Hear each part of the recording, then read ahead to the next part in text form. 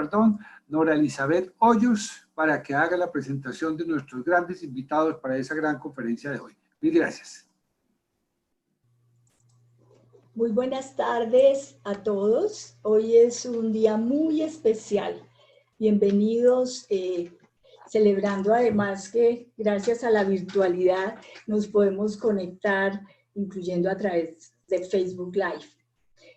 Es muy especial el tema de hoy, en Tardeando con la Historia, porque yo creo que no había habido un tema que el 100% de la humanidad abordara permanentemente como el de la pandemia actual. Pero no es de hoy, es la historia de la humanidad. Las pandemias han generado ciclos evolutivos muy interesantes de dolor, pero también de aprendizaje. Y eso esperamos que ocurra con COVID-19. Y por eso el hecho de conocer la historia de toda esa trayectoria tan valiosa de la humanidad será una plataforma para que sigamos juntos construyendo la nueva historia que necesariamente tiene que traernos una mejor calidad de vida si lo esperamos. Y por eso decidimos este tema con dos grandes expertos que para mí es un honor de verdad presentar. En primer lugar, el doctor Manuel Enrique Cadena Gutiérrez es médico cirujano de la Universidad Javeriana y entre sus especialidades están la cirugía cardiovascular, los tumores gastrointestinales y las infecciones intraperitoneales. Ha desempeñado muchos cargos, pero quiero destacar que se ha enfocado muchísimo en el tema de calidad y por eso ha sido presidente del Comité de Evaluación de Calidad del Departamento de Cirugía de la Fundación Santa Fe y ha sido también el jefe, el director de cirugía de la Santa Fe. Paralelamente, ha sido coordinador académico de la Facultad de Medicina de la Universidad de los Andes, que ustedes saben que se desarrolla en la Santa Fe como espacio hospitalario, y otra de sus especialidades son las infecciones quirúrgicas, por lo cual ha sido director de la Sociedad Latinoamericana de Infecciones Quirúrgicas. Actualmente es magistrado del Tribunal de Ética Médica, tanto de Bogotá como de Cundinamarca. Tiene numerosas publicaciones, participaciones en eventos, reconocimientos, distinciones, docente permanente y además un ser humano maravilloso que aporta siempre a la calidad de vida integral de los demás seres humanos. Gracias, doctor Cadena, bienvenido. Y bueno, un gran coequipero en este conversatorio, el doctor Arturo Vergara Gómez, también es médico cirujano de la Universidad Javeriana. Hizo un recorrido muy interesante en el Hospital Central de la Policía, habiendo llegado a ser el jefe del Departamento Quirúrgico de Cirugía General y fue acreedor por ello también y todo su recorrido a la medalla Orden al Mérito Hospitalario del Hospital Central de la Policía, entre otras muchas distinciones que tiene. Ha sido presidente de la Sociedad de Infecciones Quirúrgicas y también otro de sus expertices y temas en los cuales él es reconocido a nivel internacional es el tema de nutrición clínica. Ha presidido la Asociación tanto colombiana de nutrición clínica como ha desempeñado roles muy importantes a nivel internacional en este tema que hoy es más que vigente. Actualmente es docente de la Facultad de Medicina de la Universidad de los Andes y es también el actual jefe del Departamento de Cirugía de la Fundación Santa Fe. También es presidente y magistrado de los Tribunales de Ética Médica, del Tribunal de Ética Médica de Cundinamarca.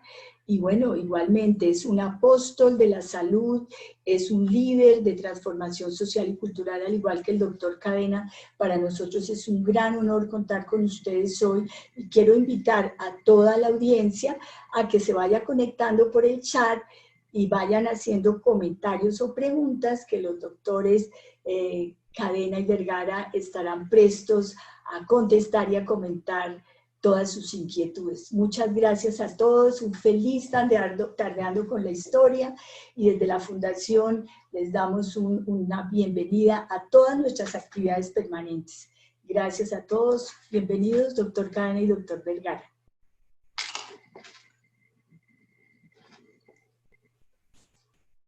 Muchas gracias, Nora Elizabeth, por tan generosa presentación. pues hoy nos convoca un Prende la tema. cámara, Arturo, por favor. Sí, estoy en eso. Por favor, el organizador que me dé permiso para ¿qué?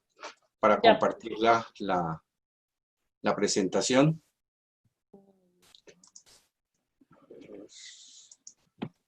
¿Se está viendo la presentación? Todavía no. A ver. Pantalla. Ahí.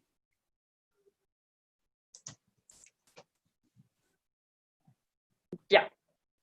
Perfecto. Bueno, como les venía diciendo, pues muchas gracias por tan generosa presentación.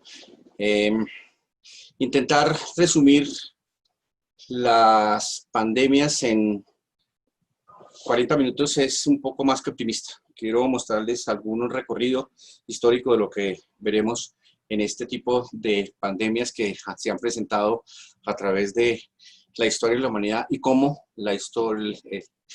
los seres humanos hemos aprendido a superar este tipo de pandemias y hemos salido fortalecidos con una gran cantidad de diseños, no solo de tipo mecánico para superarlas, sino también en modificaciones de conductas que han permitido que la humanidad siga adelante.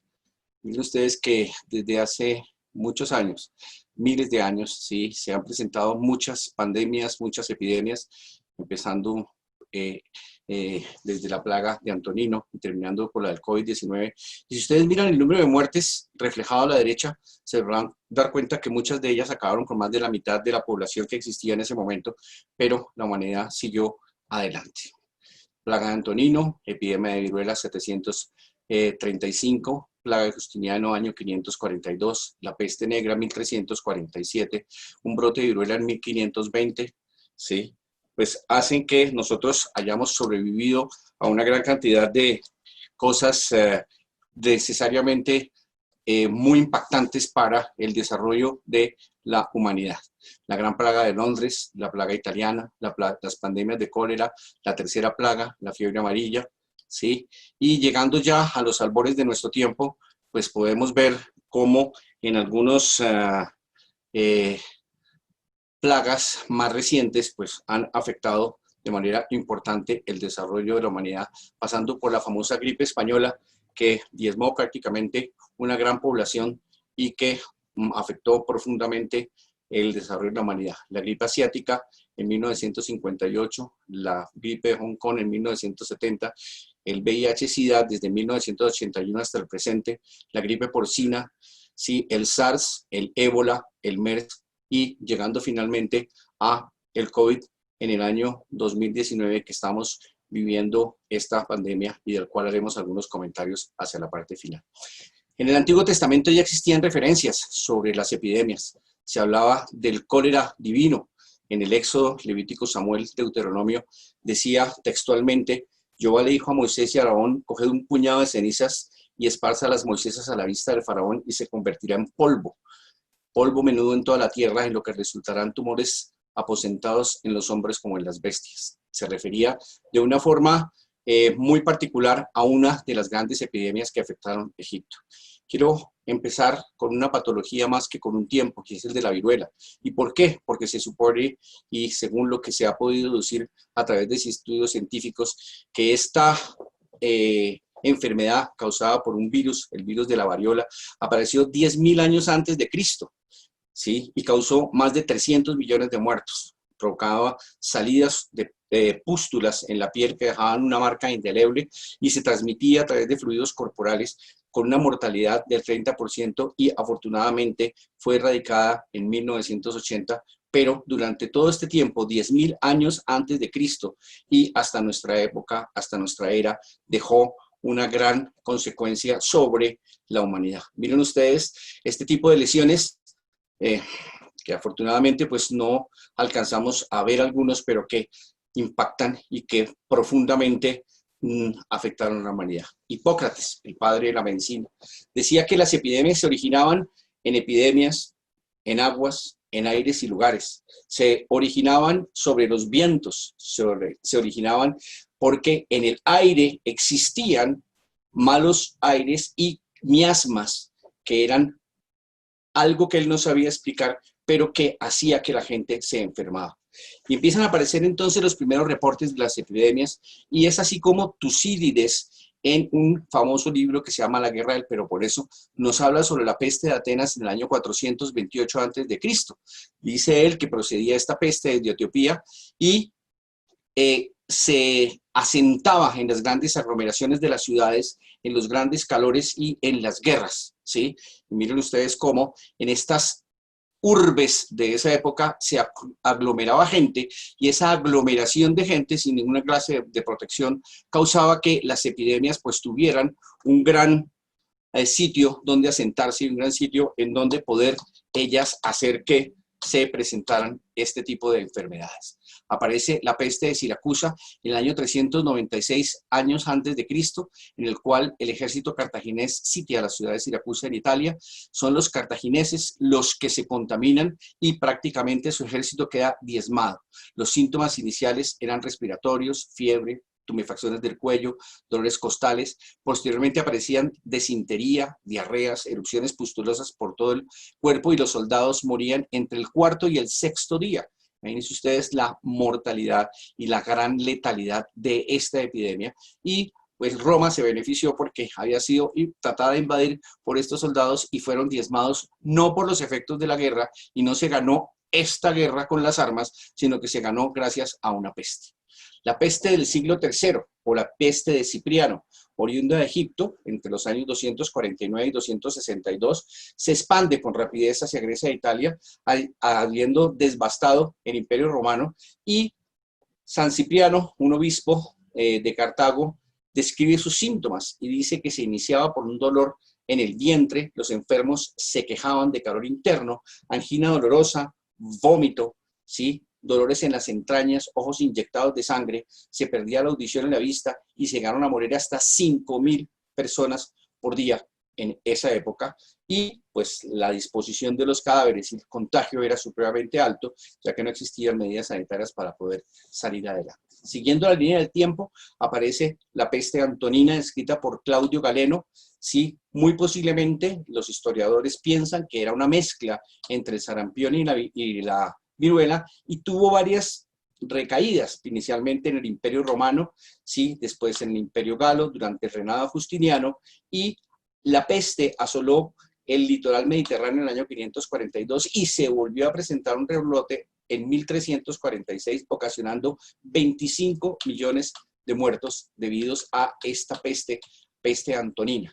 Galeno, uno de los más famosos médicos, describe con lujo de detalles la enfermedad y decía que se presentaba con ardor, enrojecimiento de la boca, ¿sí?, sed inextinguible, fetidez de aliento, y tal vez esta frase que tengo separada no se aparta de mi mente, que es la separación espontánea de órganos. Me imagino lo terrible que debió ser ver en esa época cómo se caían, se perdían órganos en los pacientes, seguramente por necrosis, por isquemia, y la muerte ocurría entre el 7º al 9º día en medio de un delirio. Esta peste justiniana, ¿sí?, ocurre durante el mayor esplendor del Imperio Bizantino, ¿sí?, afectó a 800.000 habitantes. Justiniano se recuperó de la peste, y al final de la epidemia el 40% de la población conocida, ¿sí?, del imperio había fallecido, es decir, habían fallecido más de 4 millones de personas, causando unas consecuencias económicas catastróficas, ya que el número de muertos superaba a los vivos, y fue muy difícil rehacer el esplendor de ese imperio, haciendo que se debilitara y se opacara este fabuloso imperio durante una época de la historia, pues fue el que predominó. Procopio lo describe en el año 542 y dice que la humanidad estuvo a punto de extinguirse con aquella peste, pero se superó y salió adelante. Se inició en Egipto, fiebre, ¿sí?, había coma, inapetencia, ¿sí?, a los pocos días pústulas negras que se harían en lugares en donde había uvas, algunos vomitaban sangre y supuraban por las bubas, y lo más probable es que esta peste fuera una oleada de varias enfermedades, como lo sería posteriormente la peste bubónica, en vista de los bubones que ellos presentaban, sumándole a ellos influenza, viruela, disentería basilar, cólera y difteria, en vista de que la parte de salubridad no era muy buena. Aparece en Inglaterra, hacia el año 550 después de Cristo, una gran plaga llamada la pestis flava o pestilencia amarilla, que fue una epidemia de hepatitis que afectó profundamente a esta sociedad y que reapareció en el año 664 después de Cristo, y suponemos que se trata de hepatitis porque los relatos de la época dicen que los médicos y los sacerdotes encargados de cuidar a los enfermos notaban que sus ojos se ponían amarillos, así como sus excretas, su orina, su materia fecal, se ponían amarillas, y suponemos que esta fue una de las epidemias de hepatitis. Hacia el año 735 al año 737 se relata una epidemia de viruela, una epidemia que afectó gran parte del Japón y aniquiló aproximadamente un tercio de toda la población japonesa, con una mortalidad entre el 25 al 30%, 35%, llegando a ser en algunas zonas un poco más alta, y se vieron afectados muchísimos nobles de la corte, ¿sí?, que hicieron peligrar la supervivencia de los japoneses. Pasando y dando un brinco hacia la Edad Media, ocurrieron grandes epidemias episodias, ¿sí?, que ocasionaron profundos cambios en la humanidad, cambios que incluían observación, reflexión, remirar hacia la religión, penitencias, ¿sí? Ahí se originaron algunos de los penitentes flagelantes, quienes ofrecían este sacrificio a los dioses para que se calmaran. Otros, por el contrario, hacían unos grandes festines, ya que la vida, pues, realmente en cualquier momento pasaba a ser así, una cosa que no tenía mayor esperanza, y causaron una profunda afección sobre la sociedad, surgiendo entonces en esta época doctrinas de infección y contagio que son muy importantes en el manejo de este tipo de epidemias. Y aparece la bestia negra, la peste negra, cuya connotación implica o causó en la sociedad un gran impacto. Esta peste negra fue causada por una bacteria, la bacteria Yersinia pestis, mató 150 millones de personas en el mundo. Ahora más adelante veremos cuántas personas ha matado el COVID, pero esta epidemia mató 150 millones de personas, se originó en el Asia y llegó a Europa hacia el año 1317, acabando un tercio de la población de Europa. Infectaba a los animales, ¿sí?, ardillas, conejos, ratas, y se transmitía porque se entraba en contacto con dichos animales o porque las pulgas que picaban esos animales sí se infectaban y transmitían la picadura hacia los seres humanos. Causaba delirios, escalofríos, bubones, ennegrecimiento de la piel, lo que hacía que este tipo de bubones se presentaran. Miren ustedes este mapa antiguo, es un mapa en el cual muestra cómo se extendía la peste hacia el mundo conocido, a Inglaterra, España, viajaba por el Mediterráneo y afectaba esta llamada muerte negra a todos los países. Tenía tres formas de presentación: la presentación bubónica, la presentación pulmonar y la presentación septicémica. La presentación bubónica se caracterizaba por la inflamación de los ganglios linfáticos, dolor muscular, convulsiones. La presentación pulmonar se caracterizaba por tos, dificultad respiratoria, expectoración hemoptoica, y la presentación septicémica o variedad septicémica por dolor abdominal, sangrado, fiebre, diarreas, náuseas y vómitos, que ocasionaba la muerte de estos pacientes. Como les digo, se originaron grandes hechos en la sociedad, se presentaron algunas sociedades que ocasionaban saqueos, ocasionaban robos, ya que no había quien castigara, y esta peste pues afectó de una manera grande a la humanidad, y en algunas alegorías se pueden ver cómo los muertos eran por miles, se contaban por miles y eran recogidos en carruajes.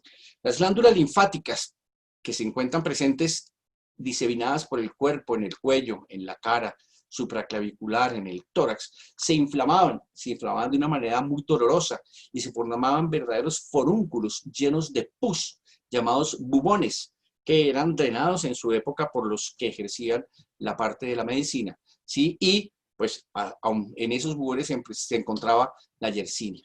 Esta peste se extendió por China, India, Persia, y a principios de 1340 llegó a Europa, ¿sí? Y llevada por marineros infectados en un puesto desde hacia Génova, ubicado en el Mar Negro, que desembocaron en Constantinopla, llevando la plaga con ellos, y también ingresó a Génova en 1348.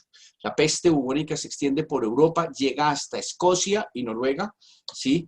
Y para 1353 Europa había perdido la mitad de su población. Y en los próximos siglos hubo varios rebrotes, como el rebrote de la Gran Plaga de Londres, que fue un episodio particularmente notable. Y aquí algunos de los brotes y rebrotes que se presentaron en la peste bubónica en Cantón 1891, Hong Kong 1894, Australia 1900 y Manchuria 1911. Fíjense ustedes que esta bacteria permaneció hasta el siglo pasado, en el cual pues todavía existía esta peste y se ha informado eventualmente de 1 o 2 casos en el mundo en épocas más o menos recientes, porque la bacteria todavía persiste, aunque podemos tratarla. Les decía que afectó profundamente las creencias religiosas, ¿sí? Muchos se volcaron hacia la parte de los santos, otros se dedicaron a otras acciones no tan santas, y hubo personas notables como este personaje, Boccaccio, quien escribió a partir de la peste bubónica el famoso libro de Camerón, La plaga de 1384, y citándolo textualmente decía que tocar sus ropas o algún otro objeto que ha sido empleado por quienes han estado enfermos causará la comunicación de la enfermedad. Es decir, permanecían los objetos, se tocaban los objetos y estos objetos transmitían la peste, transmitían la Yersinia. Muchas pinturas alegóricas hacia esta clase de peste. Girolamo Fracastoro, en 1478, introduce un concepto interesante a partir de un poema que escribe sobre la sífilis. Sífilis era un pastor que entraba en contacto con esta enfermedad y habla sobre la forma en que se contagia, pero tal vez lo más importante es que define el contagio por contacto, el contagio por fomes, ¿sí? Y contagio a distancia, que eran un poquitico diferentes de poder tratar. Otra de las epidemias importantes y notables, un poco menos conocidas, es la llamada el sudor inglés. Es una epidemia medieval que se establece entre 1485 y 1551, ¿sí? En su mayoría estaba dentro de Inglaterra. El último brote ocurrió en 1551 y la enfermedad desapareció tan misteriosamente como apareció. Se presentaba como un cuadro clínico abrupto en el cual había fiebre, dolores extremos en el cuello, dolores en los hombros, dolores abdominales y vómito, sed y sudoración muy profusa que le dio el nombre de la enfermedad. Posteriormente las víctimas colapsarían, se quedarían dormidas para no despertarse nunca más. Era muy común entre los ricos y la clase alta, casi no afectaba a las personas de la clase baja, casi no afectaba a la gente del pueblo, por lo que duques, obispos, alcaldes y la familia real fueron víctimas de dicha enfermedad. Por ejemplo, Ana Bolena, una de las esposas del rey Enrique VIII, sí, contrajo la enfermedad, y el Arthur Tudor, el hijo del rey Enrique VII, también tuvo esta enfermedad, y en las altas esferas del clero se presentó también esta enfermedad, ya que se propagó rápidamente en monasterios.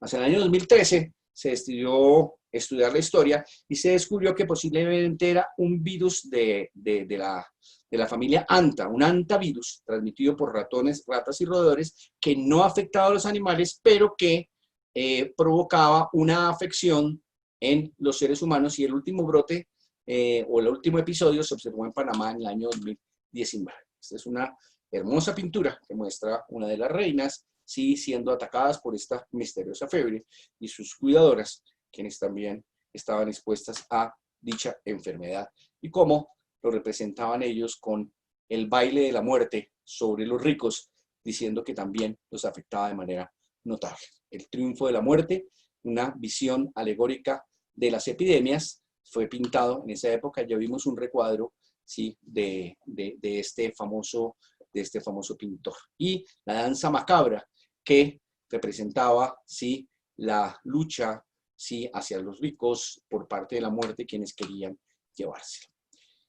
¿Dónde aparece el concepto de cuarentena? La peste bubónica sí ocasionó que la humanidad en ese momento se diera cuenta que había que mantener a las personas enfermas aisladas.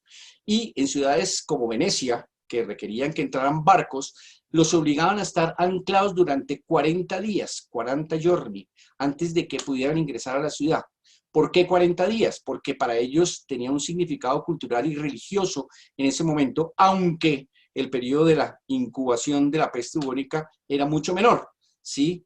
Y en ciudades como Ragusa, hoy Dubrovnik, se aprobó una ley en la cual todos los que tuvieran o llegaran en los barcos en áreas infestadas no podían entrar a menos que pasaran previamente por unos hospitales que se diseñaron para ellos, unos hospitales en unas islas, y en esas islas se recluía a estos pacientes, ¿sí? Y lo mismo en Venecia se recluía a estos pacientes, dando origen a los hospitales de las cuarentenas en donde se hacía esto. Aparece hacia 1650 el primer microscopio diseñado por Zacharias Janssen y Anthony van Leeuwenhoek. En septiembre de 1675 describe, ¿sí?, las criaturas vivas en el agua de la lluvia. Y aquí una imagen alegórica, pueden ver ustedes la cara de pánico y los ojos abiertos de este hombre cuando logró visualizar esos pequeños monstruos que vivían en las gotas de agua y que pues finalmente fue ayudándonos a develar la presencia de las bacterias.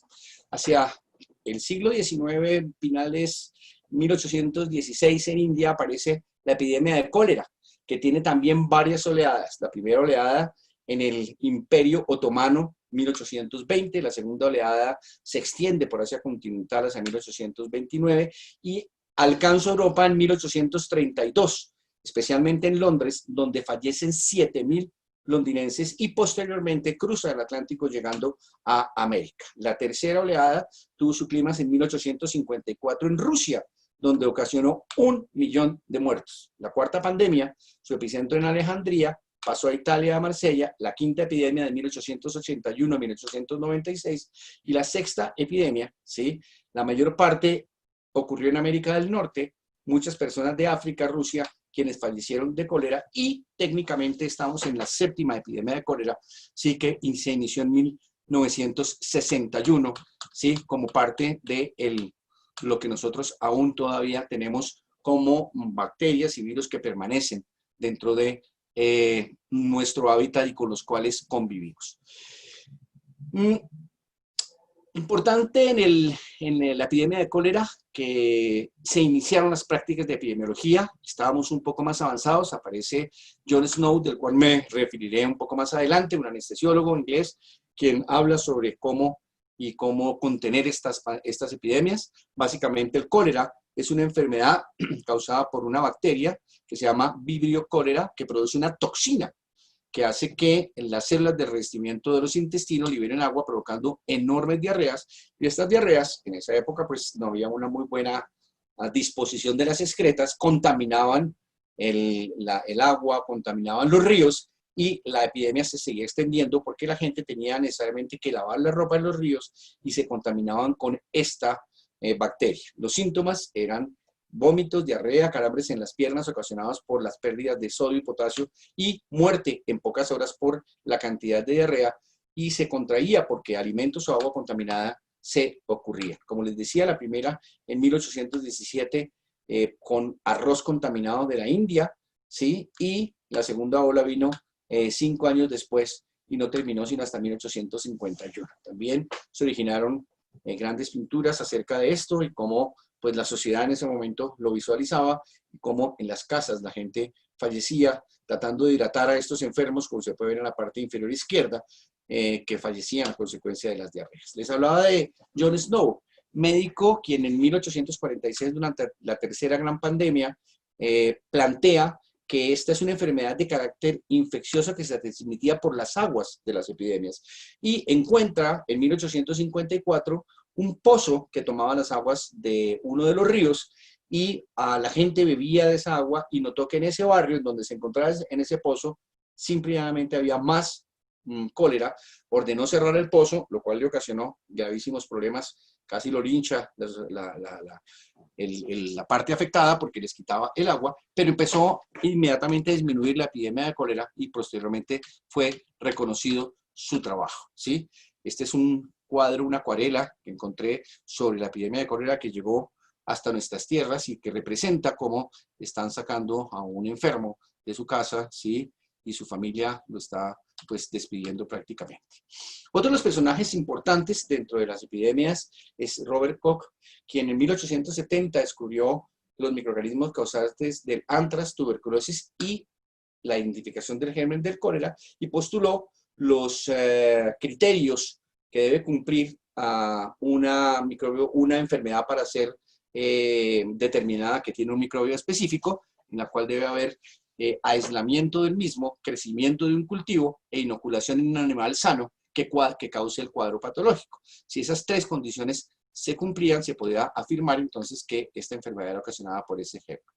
En 1857 Lister publica un paper, un artículo sobre fracturas abiertas y abscesos y las causas de la supuración, presentándolos en la Academia Británica, y se identifica la presencia de bacterias en estas fracturas y en este tipo de infecciones. Y aparece Pasteur en 1859, quien desmiente la teoría de la generación espontánea, que decía que la vida se originaba espontáneamente en determinado tipo de hábitat, y desmiente, logrando confirmar a través del microscopio y sus estudios que la vida se genera por toda una línea, y se inventa la pasteurización, que lleva su nombre precisamente por la técnica que permite esterilizar y prevenir la contaminación de determinados tipos de alimentos. Brincamos hasta 1889, la gripe rusa. 1889, en octubre y diciembre, ¿sí? Con una serie de rebrotes en 1891, ¿sí? En 1892 y 1894 mató aproximadamente 1 millón de personas en todo el mundo. Está causada, o en su momento, por el virus A del subtipo H2N2, aunque más modernamente algunos científicos atribuyen al virus A del subtipo H3N8 la gripe rusa de 1889. Su velocidad de transmisión fue muy alta, y en 1889 se informa que la ciudad rusa de San Petersburgo se encuentra prácticamente contaminada toda, y miles de personas están enfermas, incluyendo al zar y su familia, diseminándose posteriormente por hacia toda Europa. Pasemos al siglo XX, en aras de la brevedad del tiempo. Aparece la gripe española, tal vez una de las peores pandemias que ha ocurrido en la humanidad, ¿sí? Posteriormente, en 1857, la gripe asiática, en el 68, la gripe de Hong Kong, y vuelve a aparecer la gripe rusa, que es un poco diferente a la anterior, en 1977. Hablemos un poco de la gripe española.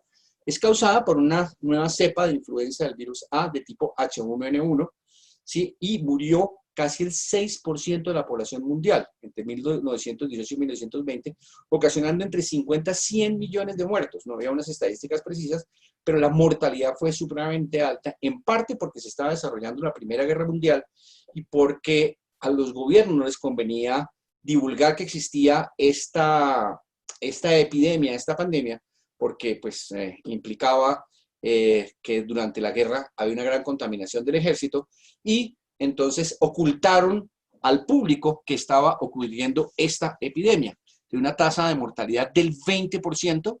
Si nosotros vemos el COVID tiene una tasa de mortalidad del 2.8, 3.2%, esta tiene una tasa de mortalidad del 10 al 20%, y se llamó gripe española no porque se originara en España.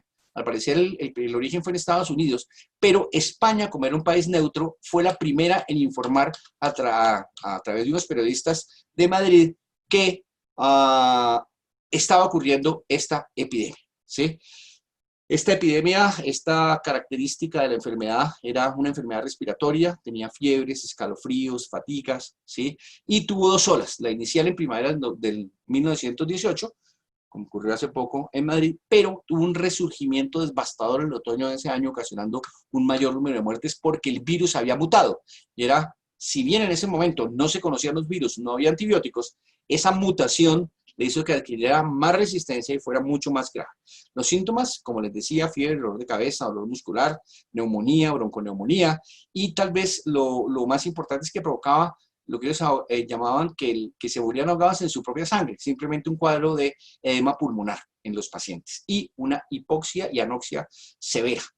Característica, los muertos eran jóvenes y saludables. especialmente soldados, ¿sí? Como les decía, en 1918 en Camp Funston, en Fort Riley, en Kansas, se originó el primer caso, se propagó rápidamente entre los soldados y es así como el 36% de las tropas norteamericanas y el 40% de las personas que trabajaban en la Marina fueron infectadas por esta enfermedad. 670,000 personas perdieron la vida. Estados Unidos lleva 120,000 ahorita con el coronavirus. Y, como les decía, la segunda oleada fue mucho más grave.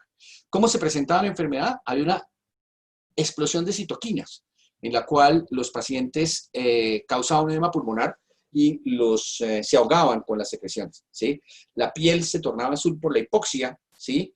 Y de hecho, una de las formas de hacer trías, de clasificar qué pacientes deberían tratarse o no, las enfermeras de la época, quienes tuvieron la gran responsabilidad de ser la parte más importante del manejo de esta epidemia, ya que los médicos en su mayoría habían sido afectados y muchos habían muerto, lo primero que hacían era mirar los pies al paciente. Si el paciente tenía los pies negros, ese paciente simplemente lo pasaba a la otra parte y el paciente necesariamente fallecía. Si el paciente llegaba sin los pies negros, intentaban darle tratamiento, que en esa época era aspirina, que se sabe que ahorita está contraindicada porque causaba mayor sangrado. Sabemos que era H1N1 y no desapareció. Se pensó que había desaparecido, sino que se calmó y hemos estado conviviendo con este virus durante mucho tiempo y nos ha vuelto a presentar una epidemia. La tercera ola se presentó en verano de 1919 y terminó en Estados Unidos. En Estados Unidos, la respuesta fue inexistente o fue muy tarde. Ellos se creyeron que eran indemnes y de hecho hay una anécdota sobre un desfile que hubo en Filadelfia en septiembre de 1918. Un desfile que se organizaba y se reunieron miles de personas en Filadelfia, ¿sí? A pesar de las advertencias médicas, y se contaminaron. Pues fácilmente en esos 10 días, 1,000 personas de Filadelfia, filadelfianos, habían muerto y miles más habían sido infectados, dándole pues una respuesta contundente a la gente que pensaba que era una simple gripa o que no se podía propagar. Si ustedes creen que las curvas son nuevas, aquí está la curva de 1918-1919. Fíjense ustedes cómo es el comportamiento. Primero el contagio, luego hay una fante de meseta que se presenta en algunos casos. Luego viene una gran curva que se presenta en la cual hay una importante morbimortalidad de los pacientes y luego posteriormente un descenso de la misma hasta lograr estabilizarse en el tiempo. Ustedes pueden ver el comportamiento de Nueva York, el comportamiento de Londres, el comportamiento de Berlín, el comportamiento de París, y todos tienen este gran pico, el cual estamos nosotros todavía esperando cuál va a ser el comportamiento de nosotros. Se diseñaron este tipo de hospitales. Este es un hospital diseñado para albergar soldados en Estados Unidos, y fíjense ustedes que pues si el contacto era por goticas de saliva o alguna cosa, pues este tipo de aislamiento no servía para nada y lo que hacía era que propagaba más la epidemia. Una de las características interesantes es que afectaba a los animales, especialmente los gatos. Miren ustedes esta fotografía en la cual toda la familia tiene tapabocas y el gato tiene tapabocas, porque el gato también estaba afectado. Entonces diseñaron tapabocas para los gatos. Y otra cosa interesante, en el boletín de Burgos en España, decía que no había que quedarse encerrados, sino que había que salir, que había que salir a la calle, que había que salir al campo, que había que respirar, ¿sí? Porque entre más agua y luz hubiera, mejor el comportamiento de la epidemia, que por favor dejaran de oír a los que estaban pregonando que había que beber alcohol o consumir tabaco como remedio, porque eso no solo no servía, sino que podía agravar. Pero al contrario de lo que está ocurriendo con esta epidemia, la recomendación de ese momento, 1918, era que la gente saliera y tomara aire. Voy a dedicar algunas diapositivas a una enfermedad muy interesante desde el punto de vista epidemiológico y de desarrollo de los seres humanos. Es la poliomielitis. En 1952, algunos ya estábamos en proyecto, sí, se presenta una epidemia vírica de una enfermedad que es la poliomielitis. ¿Sí? Esta enfermedad pues afectaba a las neuronas motores y de hecho hay un presidente norteamericano, Wilson, que fue afectada por dicha enfermedad, ¿sí? Y afectaba, provocaba una parálisis vulvar, afectaba el bulbo raquídeo y atacaba la musculatura del cuello, ¿sí? Y ocasionaba una parálisis, ¿sí?, respiratoria, que hacía que tuvieran que respirar prácticamente las personas, las máquinas por ellos, y se diseñó esto que se llamó el pulmón de acero, pulmón artificial, que era simplemente un tipo de presión negativa que hacía que mecánicamente hubiera un fuelle que se pudiera respirar. Sin embargo, los resultados no eran muy buenos, como veremos más adelante. ¿Sí? En el hospital en Dinamarca estaba completamente desbordado con esta epidemia, ¿sí? Y especialmente daba muy duro en los niños, quienes se veían profundamente afectados, y la respuesta, la cantidad de aparatos que existían era muy poca. Por lo tanto, pues con estas cifras tan enormes de poliomielitis, en las cuales 345 camas estaban ocupadas, la mortalidad era supremamente alta, y pues las curvas, otra vez aparecen las famosas curvas de enfermedad paralítica y no paralítica, eran aterradoras. Aparece entonces estos aparatos de presión negativa que se colocaban, que no eran suficientes y que tampoco eran supremamente buenos, y se diseñaron entonces estos chalecos de presión negativa que lo que hacían era el funcionamiento del fuelle. Ustedes pueden verlo aquí abajo a mano izquierda, y se le pide entonces, hay un anestesiólogo quien seda a sus pacientes y los relaja. Se le ocurre que esta técnica de ventilación manual, es decir, relajar a los pacientes, sedarlos y darles una ventilación a mano, ustedes pueden ver en la mano derecha de la persona que le da respiración al paciente, podrían hacer que los pacientes sobrevivieran, y la primera paciente que se trató así fue una niña que se llamaba Bibi y sobrevivió al proceso. ¿Pero qué hacían? Pues no había aparatos. Pues muy fácil, lo que hicieron fue reclutar estudiantes de odontología y medicina, más de 1.500, que trabajaban 8 horas, asistiendo a los pacientes, ¿sí? Con más de 165.000 horas, salvando muchos, pero contaminando enormemente a la población médica de odontología, quienes sufrieron de poliomielitis, y toda una generación fue eso. Decidieron entonces aislar a los pacientes, ¿sí?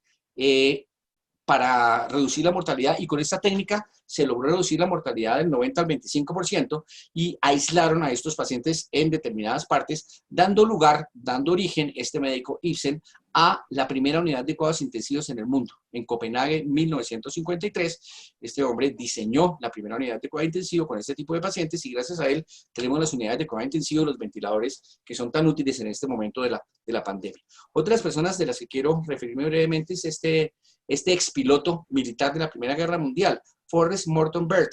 Para los anestesiólogos de algunos de nosotros, Bert es una persona muy importante. Pues era una persona que a los 14 años ya volaba, ya tenía títulos de piloto básico a los 16 y hacía vuelos solos, ¿sí? Y tenía su propio avión, ya que su papá tenía un avión.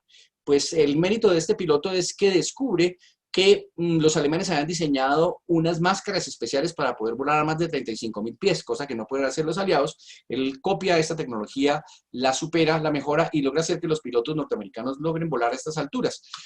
Terminada la guerra, ¿sí?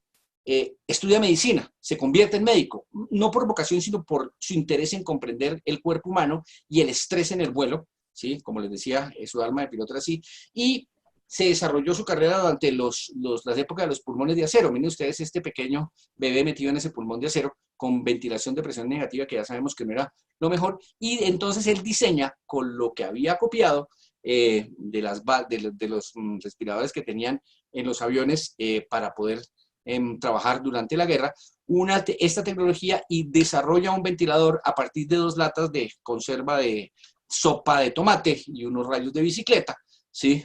Un ventilador. Se conoció como el Mark Bert 4, Mark Bert 7, ¿sí? Y pues muchos de nosotros tuvimos la oportunidad de utilizar este respirador, y en su momento fue supremamente útil. Tal vez de las cosas que más orgulloso se sentía era haber diseñado este Baby Bird en 1896, y que le permitió hacer unas mezclas especiales de aire y oxígeno para que los pacientes no se enfermaran. Pasemos hacia 1957, 1958, ya nos estamos acercando, ya casi terminamos esta parte, ¿sí? Aparece el virus de la influencia H2N2, ¿sí? Eran 3 genes diferentes que originaron este virus de la influencia. Se reportó en Singapur, en Hong Kong y en las ciudades costeras en 1957, y afectó 1.1 millones de personas, causando una mortalidad de 1.1 millón de personas. La gripe de Hong Kong, 1968, 1970, ¿sí?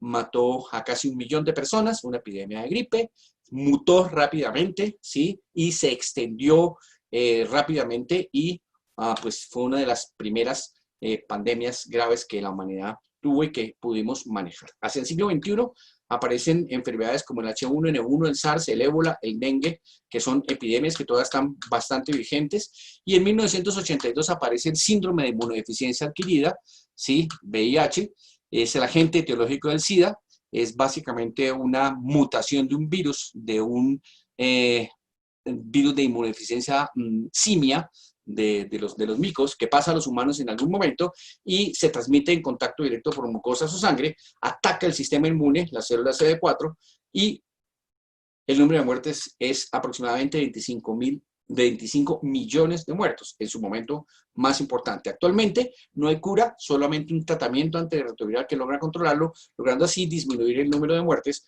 pero esta enfermedad en el momento todavía no poseemos una cura. Miren ustedes, se ensañó con la población subsahariana, 3.800, por eso se pensó que su origen era estos 3.800.000, su origen era ahí, pero se extendió por todo el mundo y causó una gran pérdida de personas. El otro, ya mucho más cercano, es la gripe porcina del 2009 al 2010. Es básicamente una gripa de cerdo, ¿sí? De animales, que en determinado momento pasa a los seres humanos. No es un virus que muta, que cambia. Es un virus H1N1 que contiene un material genético combinado y que provoca este tipo de afección. Aparece en el 2002, 2004, 2012, 2016 el SARS y el MERS, y los quise agrupar porque tienen un comportamiento muy parecido al del COVID, ¿sí? Es familiar del COVID, son todos coronavirus que pasaron de los seres humanos, que pasaron a los seres humanos a través de los animales. El SARS pasó a través de los gatos, el MERS a través de los camellos, ¿sí? Y se identifica en los pacientes después de que se hospitalizan por neumonía.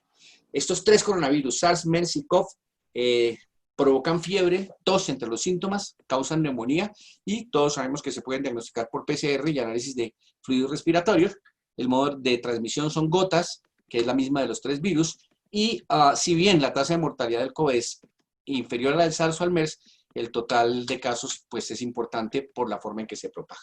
El SARS se propaga porque el brote no se detecta a tiempo, no había suficiente equipo de protección para la población, ¿sí? Nos tomó completamente desprevenidos. El MERS no se propagó tanto, en parte porque el riesgo de persona a persona es inferior, pero en muchas áreas del Oriente Medio hay muchos problemas para mantener las barreras entre pacientes y pues lo que nos hace mostrar es que las pandemias son un enemigo muy importante para la humanidad. Aparece en el 2014 al 2016 el ébola, que es un virus transmitido al ser humano por animales salvajes, ¿sí? Y se transmite persona a persona.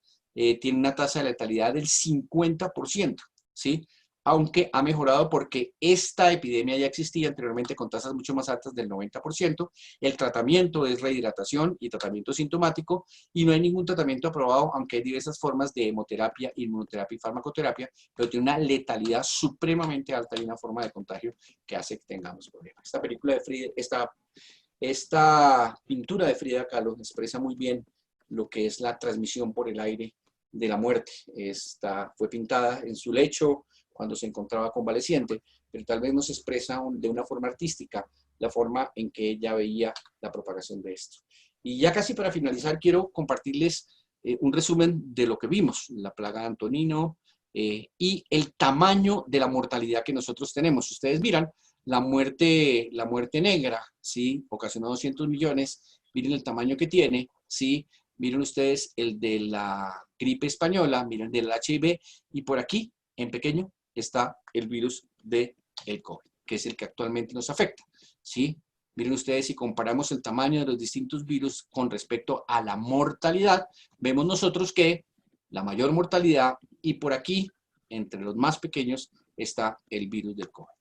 Y este penúltimo diapositivo quiere mostrarles a ustedes la tasa o la tasa de transmisión entre personas de las enfermedades, ¿sí? Y quiero mostrarles cómo, ¿sí? El COVID tiene una RO o una tasa de transmisión del 2.5, mientras que el MERS era 0.8, la influenza 1.5, el SARS mucho más contagioso, las paperas 4.5, ¿sí? La rubiola 6, pero fíjense que estas enfermedades tienen menor tasa de contagio que el COVID y es por eso que se está haciendo la campaña para disminuir el número de contactos de las personas.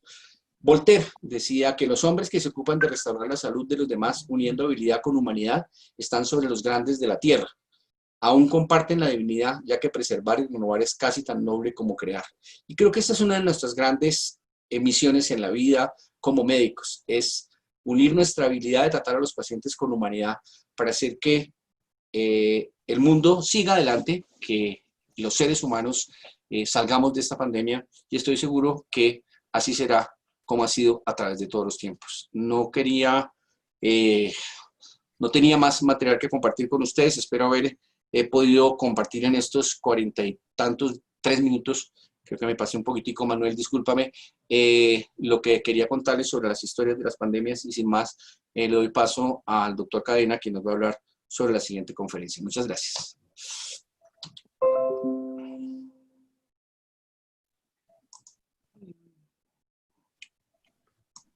Perfecto, Arturo, muy bien, ¿no? Muchísimas gracias. Estupenda presentación, y ha sido un paseo por una historia muy completa sobre todo lo que ha sido el sufrimiento de la humanidad frente a las pandemias. A Nora Elizabeth y a Carlos, muchísimas gracias por la presentación tan generosa y tan amable que han hecho de nosotros, y pues estamos encantados de poder participar en este evento. Permítame, Vanessa, compartir la pantalla para iniciar mi presentación. Tienes permiso, Manuel. Gracias. Estoy tratando, ya. Y ahora compartir.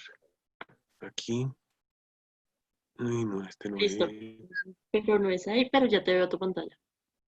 Ok, pero necesito ahora ver la presentación que debe estar aquí. Que debe estar aquí.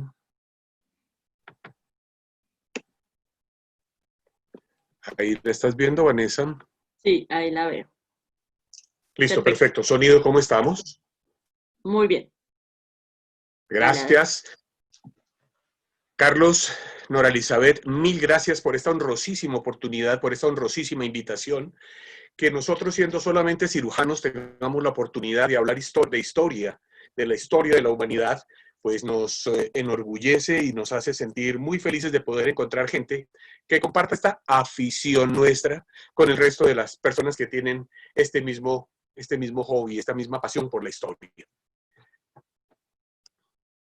Vamos a hablar entonces de cómo preparar una sopa de murciélago, ahora que está de moda, pero también podemos hablar de otros tipos de ingredientes proteicos que los iremos viendo a lo largo de la presentación, pero sobre todo ver cómo a lo largo de la historia de la humanidad se presenta cada uno de estos eventos que son la compañía indefectible de la historia de la humanidad.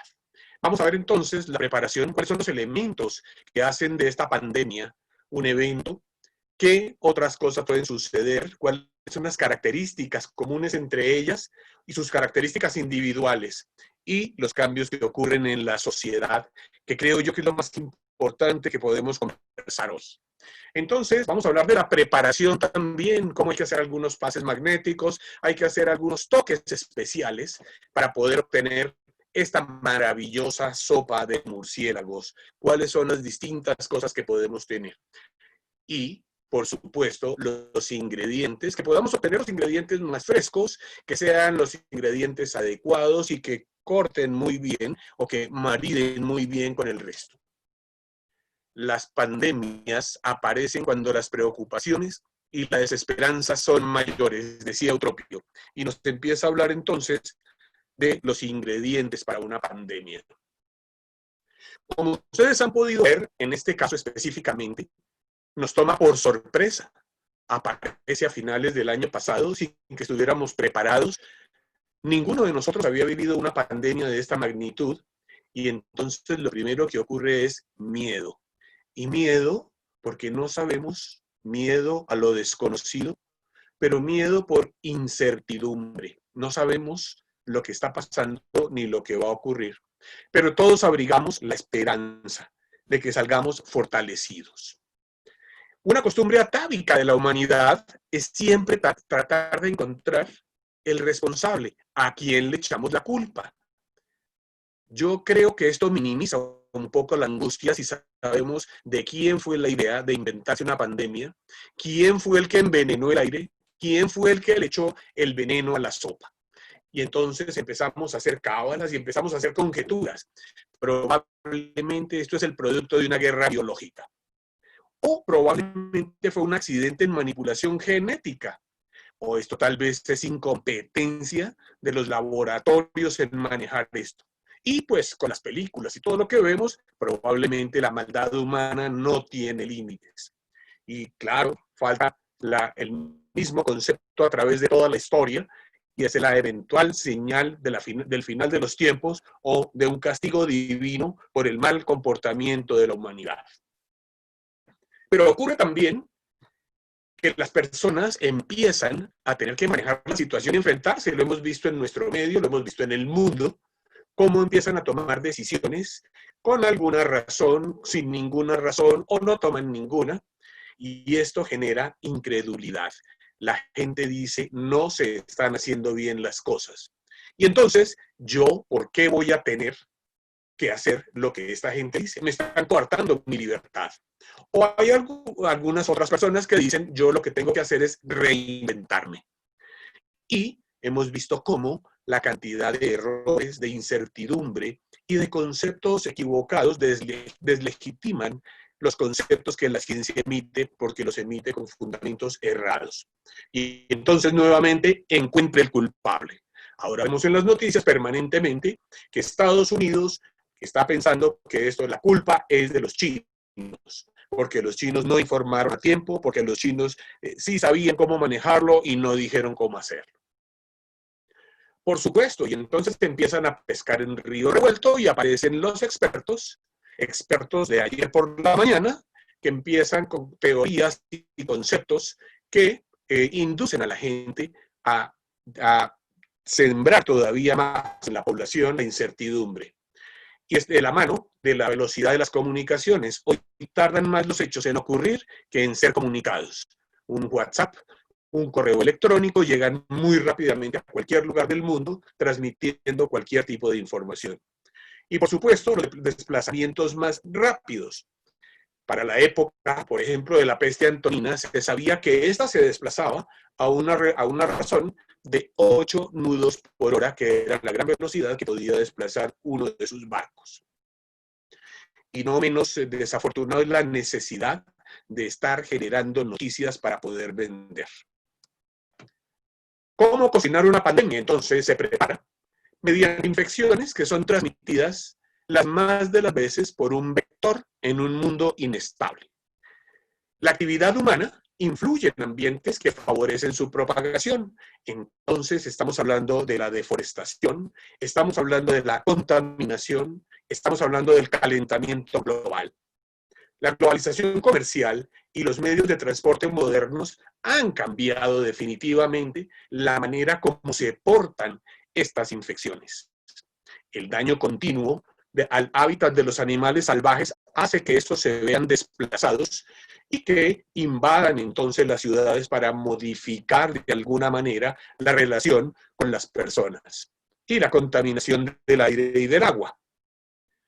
Como hemos podido ver, generalmente las pandemias están relacionadas directamente con las guerras. Yo no sabría decir si es que el mundo ha vivido en guerra, si el mundo ha vivido en pandemia, o es que unas y otras tienen que ir de la mano. Pero lo cierto es que la ausencia de servicios básicos y de salud pública conllevan a la aparición de las pandemias. Por supuesto, la falta de educación ambiental y en la ausencia de vacunas en los casos en que ya podemos disponer de ellas.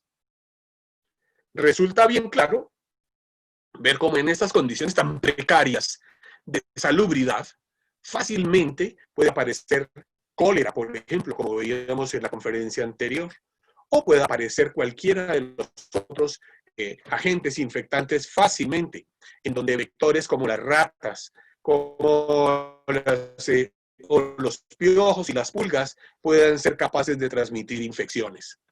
La falta de sistemas de salubridad en donde la eliminación de excretas es pobre hace que las personas adquieran enfermedades rápidamente y sean mucho más vulnerables. ¿Y qué decir de los grandes desplazamientos que produce la guerra y el hambre que en grandes hordas de gente famélica deben huir en estas condiciones, llevando consigo enfermedades, hacinamiento, condiciones precarias de salubridad durante mucho tiempo antes de poder emprender este viaje de esperanza. Los refugiados de la guerra, con condiciones de salubridad pobres, hacen que estas infecciones que crezcan rápidamente. Volvamos a la historia. Y entonces la peste antonina, de la que hablábamos en la conferencia anterior, por allá en el año 165, también conocida como la plaga de Galeno, porque Galeno tuvo la oportunidad de tratar a los dos jefes de Estado que manejaron esta pandemia, se originó cuando las tropas regresaban de las guerras párticas. Llegaron victoriosas, pero llegaron enfermas y traían viruela o sarampión. Cualquiera de estas dos, como ya lo vimos, y la gente moría rápidamente en la puerta de la casa. Se morían 2.000 personas diarias.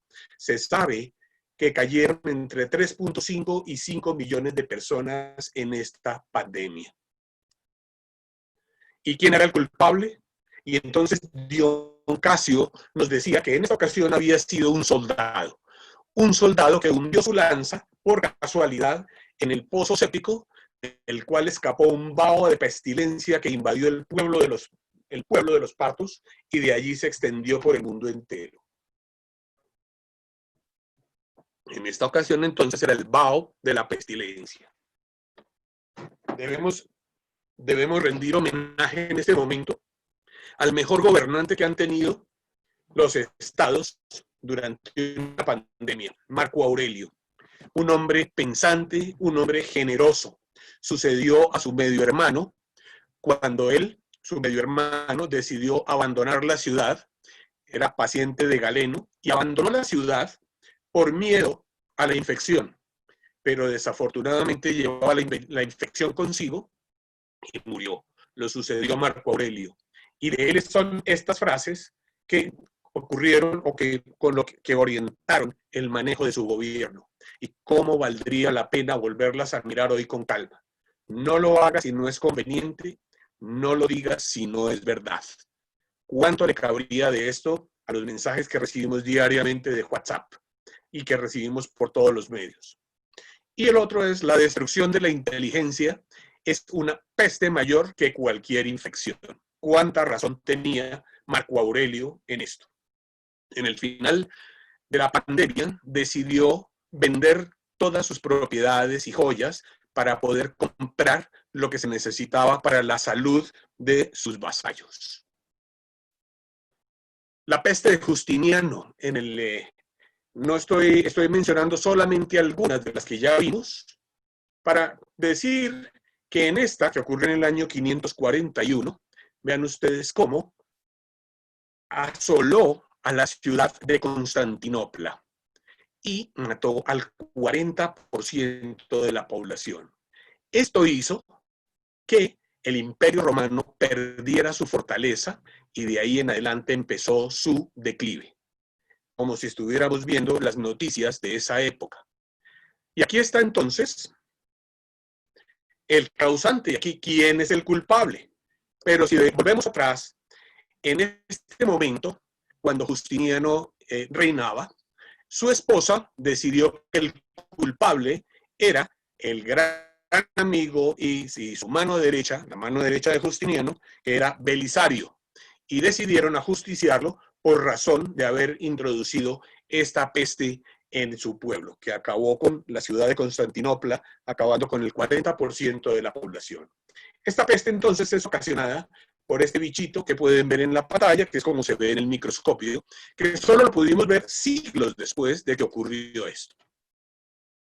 Se llama la Yersinia pestis y que fue la responsable entonces de la plaga de Justiniano, de la peste negra y de la tercera pandemia, acabando con gran parte de la población del mundo.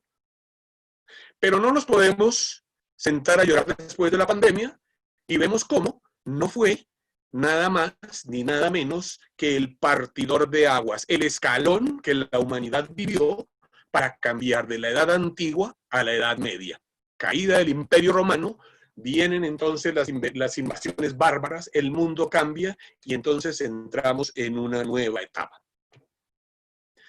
Aparece, vamos ahora a la peste negra, en el año 1347. Y en este verso, en este relato tan romántico y tan hermoso, la peste negra llegó a Europa en un barco siciliano, el 1 de diciembre de 1347. Era un navío venido del Mar Negro y lleno de marineros moribundos que atracó en el puerto de Mesina, en Sicilia, y fue el inicio de la plaga. Este barquito, con estos 40 enfermos, mató a 200 millones de personas. Este 1 de diciembre de 1347 es una fecha en la cual se puede registrar la llegada de este barco. Pero realmente la peste se había iniciado 2 o 3 años atrás, tal vez, en el desierto de Gobi, y se había desplazado por Rusia, luego había llegado hasta el Mar Negro, donde se habían embarcado estos marinos, y probablemente esa fue la manera como llegó. Y entonces vemos cómo el Mediterráneo es la vía por donde se hace el comercio, pero también a través de él, se hace la diseminación de las enfermedades. Y vean ustedes cómo se toma tiempo, entre 1 y 2 años para llegar de un punto a otro, luego entre 10 y 12 años para diseminarse y finalmente 3 años más tarde es el índice de contagio y que tiene que ver con cambios de temperatura, con cambios de desplazamiento y con comportamiento social. Las medidas, o lo que hoy conocemos como los equipos de protección personal, y que todo el mundo tiene que usar, y los tapabocas fueron inventados en esta época de la peste. Y aquí ven ustedes a uno de estos médicos expertos en tratar la peste, y está cubierto con una túnica que impregnaban en cera para repeler los miasmas que podrían adherirse a ella. 2, tenía una vara en la mano con la que manipulaba a los enfermos y los cadáveres, y una máscara que parecía el pico de un ave, pero tenía como función poderla llenar con algunas hierbas especiales que le favorecieran un mejor olor al examinador y sobre todo pudiera eliminar la posibilidad de que entraran malos aires a través de esta. Otra vez busquemos al culpable, y entonces para la peste negra se buscó al Papa Clemente VI. El Papa Clemente VI había decidido que los gatos eran una encarnación o representaban de alguna manera una figura demoníaca y por eso decidió prescindir de ellos en Europa en esa época. Lo que trajo consigo entonces una plaga de ratas. Se pensó entonces que la aparición de estas ratas tenía que ver con la decisión del Papa Clemente VI. Entonces decidieron que el Papa Clemente VI tenía la culpa de la peste negra. Pero por su parte, otras personas pensaron que lo que había ocurrido era que el agua había sido envenenada y los culpables eran los judíos y los gitanos. Por esta razón, el Papa Clemente VI tuvo que sacar una bula papal para defender a los judíos de la culpa que les estaban achacando sobre el envenenamiento de las aguas. En tiempos más recientes, ya esto es historia contemporánea, una de las versiones más hermosas que podemos leer y más vívidas y mucho más tangible de la peste es la que hace Albert Camus en su obra La peste. Y ahí saqué esta frase donde nos dice que algo que se aprende en medio de las plagas es que hay en los hombres más cosas dignas de admiración que de desprecio. Hoy sabemos precisamente que las plagas sacan lo mejor de la humanidad, pero permiten también que afloren otras no tan buenas. Y vemos cómo entonces la plaga no acabó con la humanidad, si bien es cierto ha sido la más letal de todas las epidemias, hizo que el mundo cambiara y vuelve otra vez a subir un escalón. Y esta vez, a partir de la plaga, podemos decir que la humanidad asciende otro escalón y pasa a la edad moderna. Pero como les decía, la historia de la humanidad está acompañada de plagas todo el tiempo, de plagas y de guerras.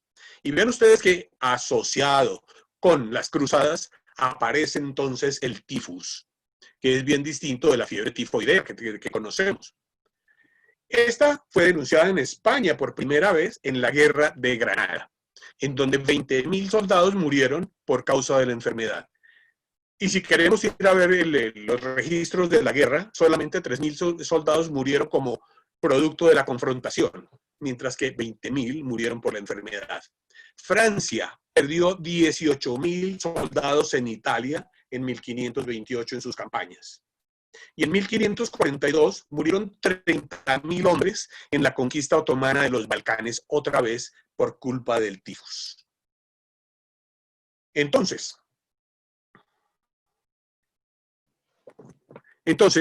aquí tenemos una imagen absolutamente emocionante de lo que es un gran ejército. 700.000 hombres marchan al frente para tomarse Rusia. Es la gran armée de Napoleón. Napoleón entonces marcha sobre Rusia y con toda la imponencia de su ejército se dispone a invadirlo.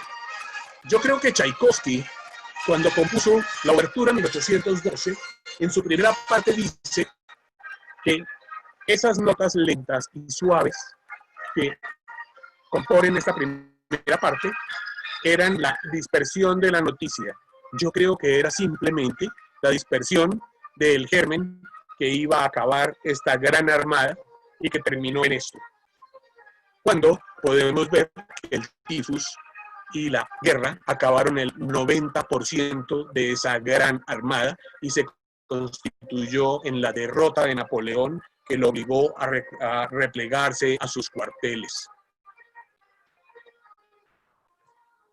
Aquí quiero hacer un paréntesis para hablarles de una persona que, como veremos, tiene mucho que ver con lo que hacemos hoy. Se llama el doctor Ignaz Semmelweis, un médico húngaro. Este doctor húngaro era un obstetra y trabajaba en un hospital atendiendo maternas, atendía partos. Pero resulta que para esta época la infección, la fiebre puerperal, ocurría hasta en el 30%. Una de cada 3 mamás morían por una infección asociada con la atención del parto. Resulta que el doctor Semmelweis descubrió que la mayoría de ellos trabajaban en 2 sitios, como nos toca a los médicos trabajar en varios sitios. Por la mañana trabajaba haciendo autopsias y por la tarde atendía partos. Entonces se le ocurrió proponer que una buena cosa sería lavarse las manos antes de atender partos. Y con esto notó cómo la incidencia de infección se bajaba a menos de la tercera parte de lo que ocurría. Y entonces propuso bañarse las manos.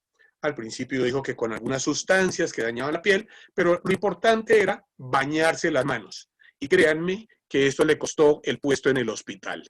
Este tipo está loco, dice que bañarse las manos para atender un parto. Y esto hizo entonces la diferencia. Y entonces el doctor Semmelweis abrió su propia clínica. Y en esa clínica bajó aún más la mortalidad cuando empezó a practicar este cuidado de las manos en la transmisión de las infecciones. Y entonces sentó lo que hoy ya sabemos.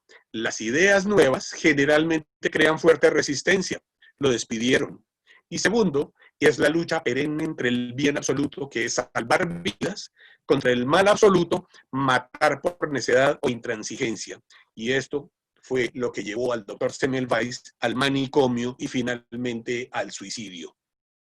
Este poeta, Luis Ferdinand Cellini, cantó muy bien en sus poemas la tragedia del doctor Semmelweis.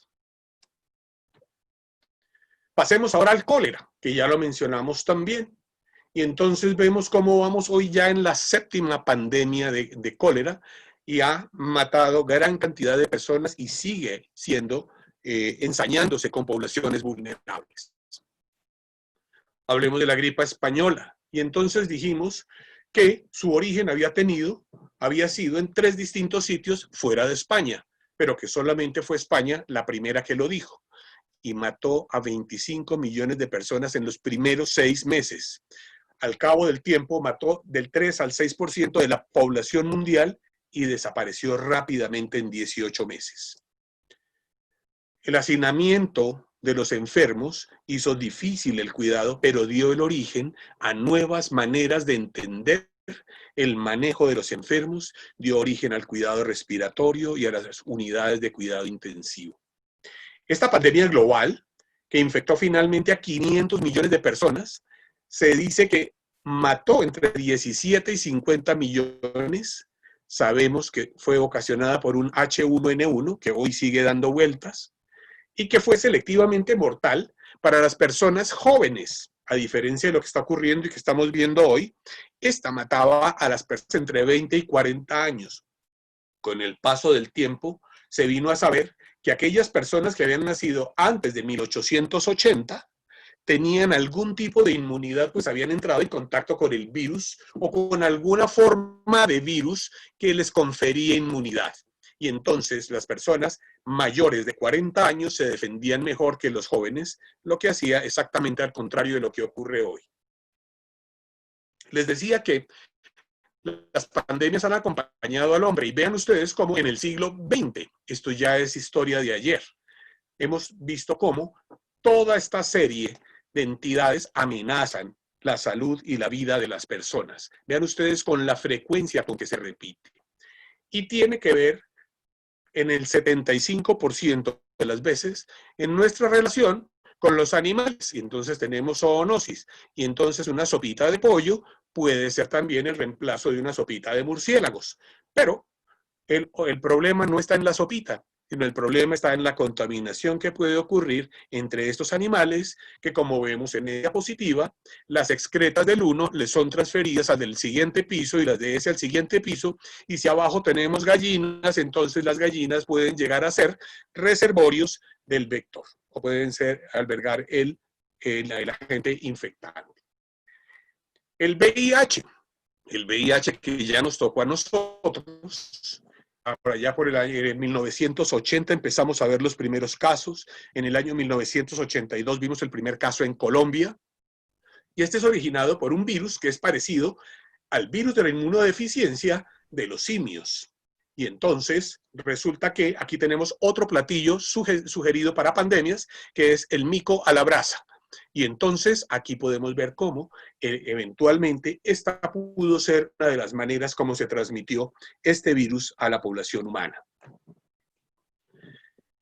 Y entonces, desde 1983 para acá, venimos viendo cómo este virus ha venido cambiando y ha infectado a 75 millones de personas, ha matado 30 millones de personas. Y anecdóticamente hoy sabemos que solo 2 personas se han curado de la enfermedad de alguna manera, no se sabe cómo. Y aparecen entonces los coronavirus que nos preocupan hoy y empiezan a generar distintas enfermedades. Vemos cómo sus reservorios fueron gatos de Algalia, civetas, y todas estas infectadas por murciélagos. Entonces volvemos a enterarnos de la sopita de murciélago que tiene que ver con todos estos. De alguna manera, las excretas de los murciélagos infectan a estos otros animales salvajes. El ébola también tiene que ver con murciélagos y ha venido matando personas rápidamente letales, una infección rápidamente letal, y este es el murciélaguito tan hermoso, que es el murciélago de las frutas, que también es capaz de transmitir el germen que nos contamina. Coronavirus, que es el que nos interesa hoy, y les he traído esta fotografía. La doctora que está manejando el microscopio se llama la doctora June Hart. Ella es escocesa, se fue a vivir a Canadá y está casada con ese hombre que está ahí a su izquierda de corbata, sin blusa, que es Enrique Almeida y es un venezolano.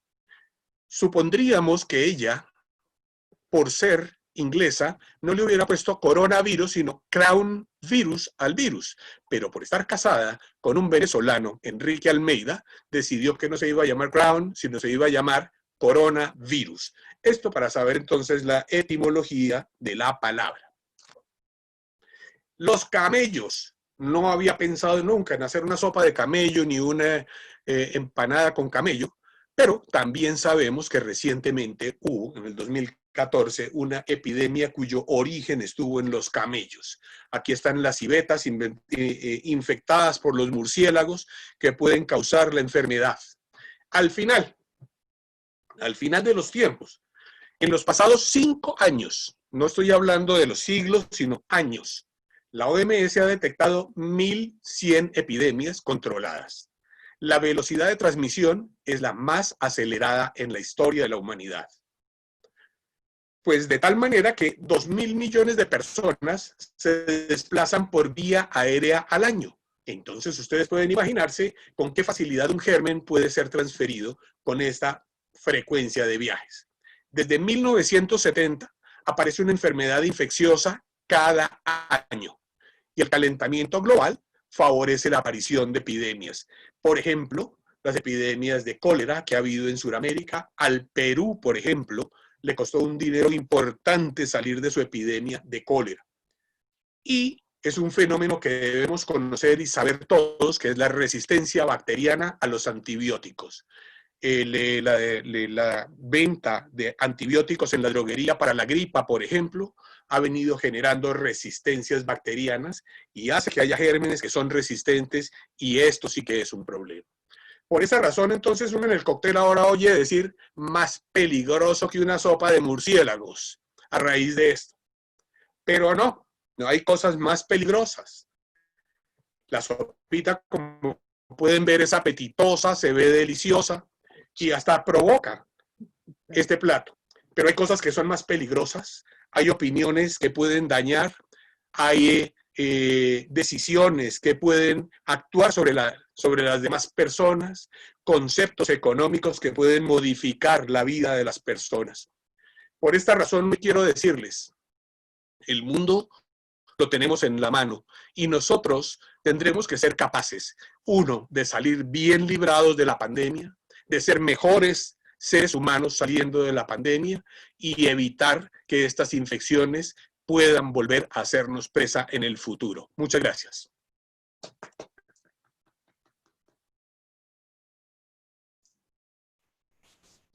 Vanessa, entonces, si quieres, podemos dar espacio a las preguntas.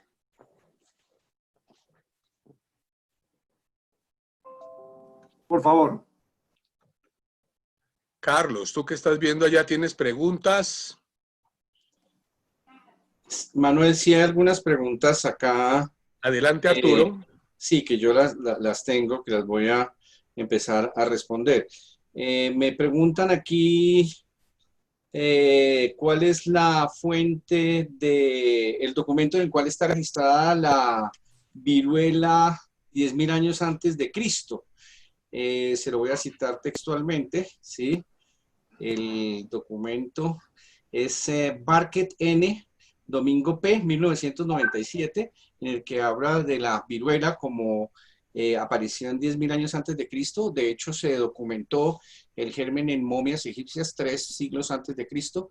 Y pues la viruela fue una enfermedad devastadora. Tal vez por cuestión del tiempo no pudimos hablar un poco más de la viruela, pero las consecuencias de la viruela fueron en el mundo terribles. Si vamos a un pedacito específico de la historia, aniquiló poblaciones enteras, millones de personas en el Nuevo Mundo, por ejemplo.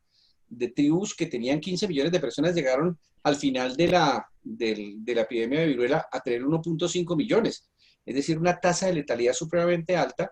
En Europa tenía una letalidad muy alta, pero en nuestros pueblos indígenas prácticamente los diezmó. Creo que los indígenas no perdieron subyugados por las armas, sino por las epidemias, especialmente por la epidemia de viruela. En Perú, en el Imperio Inca, fallecieron sus grandes dirigentes y eso hizo que se dispersara la población y fallecieran. Y lo mismo pasó en Chile y en otras partes con la epidemia de viruela. Entonces ahí está la referencia, es una enfermedad muy antigua, ya la dejó ahí registrada la epidemia de viruela, pero pues para la humanidad fue terriblemente fuerte y de hecho el último caso fue reportado hacia 1997 en alguna población africana en la que se pudo apreciar la existencia de este virus. No sé, Manuel, ¿algún comentario sobre la viruela? Sí, claro que sí, Arturo. Hay un dato interesantísimo y es la manera como se determina los gérmenes ocasionantes, los gérmenes que ocasionaron estas infecciones. Resulta que hay una especialidad que está dedicada a esto específicamente. Por ejemplo, se determinó cuál había sido, cómo la Yersinia pestis había sido la que había causado la peste negra, encontrando cadáveres, los esqueletos de personas de esa época, enterrados en fosas comunes, a quienes se les extrajo material de la pulpa dental, donde se pudo hacer la secuenciación genética de la Yersinia pestis y se pudo saber cómo había sido esta el causante de la peste negra, que me parece muy interesante, otra manera de soportar estas investigaciones que pregunta la persona en el chat. Bien. Otra cosa que pregunta aquí Arturo es la relación entre las guerras y las epidemias, porque se ve, por ejemplo, que la plaga de Justiniano está en relación con esto. La peste negra, la epidemia de gripe española, todos tienen que ver con guerras. ¿Hay alguna relación directa, Arturo? Sí, especialmente en la parte, varias relaciones bien interesantes. Una relación es que la migración de los pueblos con los ejércitos en los cuales iban avanzando hacia las poblaciones que se iban a tomar por distintas partes, ejércitos muy grandes que tenían que necesariamente transportar a pie, caballo, dromedarios, elefantes, hacía que estas poblaciones aglomeradas portaran la peste, y cuando iban a invadir, si vemos los cartagineses cuando fueron a invadir, pero por eso cuando fueron a invadir, fueron afectados por la peste y transmitían la peste a los sitios donde iban, y muchas batallas se ganaron sin necesidad de pelear porque ellos mismos perecían por esto. La otra cosa importante con la guerra es que fue utilizado como arma de guerra. En alguna batalla, ¿sí? Había algunos soldados contaminados que murieron, y uno de los generales decidió que lo mejor era lanzar los muertos con una catapulta por encima de las murallas. Antiguamente las murallas defendían completamente a las poblaciones, y les arrojaba 4 o 5 muertos contaminados con las pestes, y se utilizó como arma de guerra en determinados momentos, contaminar esto o contaminar el agua. Entonces el agua que estaba por fuera de la muralla y que se sabía que necesariamente pasaba por la ciudad, la contaminaban con virus o con bacterias que sabían de dónde provenían, y se utilizó como arma de guerra. Sí tiene mucho que ver con la guerra, y pues el mundo siempre ha vivido en muchas situaciones de guerra. La otra pregunta que nos preguntan también aquí. Dime. Nos preguntan, Arturo, de cómo se relaciona o cómo se recupera la economía, o cómo se ha recuperado históricamente la economía después de las pandemias. Nos preguntan desde Costa Rica, nos pregunta Jesús Tatá, ¿cómo se han recuperado las economías que han hecho los gobiernos para mejorar sus economías después de las pandemias? Y entonces les podríamos contar que hay varias cosas. Uno, la población se disminuye notablemente, como nos dijo Arturo. Había la población después de la población mundial después de la peste negra cayó drásticamente, y entonces había necesidad de mano de obra, había necesidad de gente en el campo, y de una manera curiosa se reorganizaron las relaciones entre los señores feudales y sus vasallos, y eso hizo que de alguna manera hubiera mejores ingresos y más productividad. Hubo reorganización desde el punto de vista político. Por ejemplo, al final de la peste negra, se cayó el Imperio Romano, y eso dio paso a que las tribus bárbaras vinieran a tomar posesión de sus territorios, y eso hizo que cambiara la economía también. ¿Tienes tú otras ideas, Arturo, al respecto de la economía? Sí, los movimientos políticos que ocasionan traen profundos cambios en la parte económica. Los desarrollos que se hacen durante los grandes problemas y las grandes pandemias hacen que la parte tecnológica de la humanidad avance, ¿sí? Entonces, ese desarrollo tecnológico genera nuevos empleos, abre nuevos campos, nuevos horizontes. Si nosotros miramos la oportunidad que tenemos en este momento con respecto al desarrollo de teleconferencia, educación, transporte a distancia, poder comunicarnos, pues el desarrollo de esto va a ser supremamente grande y ha cambiado la forma de comunicarnos, la forma de vernos y la forma en que actuamos. Lo mismo pasó en esas grandes epidemias y pandemias, que cambió la composición política y obviamente cambió la posición económica. Alguien me preguntaba que si la letalidad del virus del coronavirus es tan baja, ¿por qué tantas medidas de prevención? Sí, es cierto que la mortalidad del coronavirus no es muy alta con respecto a lo que ocurrió en las anteriores pandemias, pero también tenemos que tener en cuenta que nosotros hemos avanzado mucho en el campo médico y uno de los grandes cambios económicos que ha tenido es haberle dado durante las anteriores pandemias recursos económicos para el desarrollo de las investigaciones. Es por eso que ahora podemos controlar de una mejor manera. Si nosotros no tuviéramos unos respiradores, pues seguramente la mortalidad sería muchísimo mayor. Y en cuanto a estadísticas, pues para el que se muere es el 100%. ¿Sí? Alguien preguntaba sobre los médicos o el personal de la salud afectado. Si vimos, Tucídides dice que los primeros que caían en las pandemias eran los médicos, porque eran los que corrían a atender a los pacientes y se contaminaban fácilmente. Y si vemos que en Italia hubo más de 100 médicos que murieron, en España 76, ¿sí? Pues simplemente es, digamos, el primer frente de soldados que ataca una enfermedad. Y sí hay estadísticas con respecto a eso desde mucho tiempo antes hasta lo que está pasando ahora. De acuerdo, Arturo. Nos preguntan también si hemos aprendido algo y estamos aplicando las cosas que hemos aprendido de todas estas pandemias que hemos visto, si nosotros hemos aprendido algo. Claro que sí hemos aprendido, claro que hemos aprendido muchas cosas. Y las medidas más elementales, como el lavado de manos, como el uso del tapabocas, como el aislamiento social, son medidas que hemos aprendido a partir de la peste negra. Estas cosas las aprendimos muy tempranamente. Ahora lo que pasa es que tenemos más recursos y, por ejemplo, vean ustedes, en el recurso tecnológico lo que hemos hecho para poder secuenciar el virus que causa la inmunodeficiencia humana, la ciencia se tardó alrededor de 2 años. Hoy, para hacer la secuenciación del virus del coronavirus que hoy nos tiene guardados, se tomaron 2 meses. El cambio es dramático, La ciencia hoy tiene nuevas alternativas, nuevas opciones, pero echamos mano perfectamente de las cosas que aprendimos del siglo XV para acá. El uso de todas estas cosas elementales. Hoy nos parecen elementales, pero les quise mostrar la historia de Semmelweis, que terminó suicidándose porque lo consideraban loco por proponer que se bañaran las manos.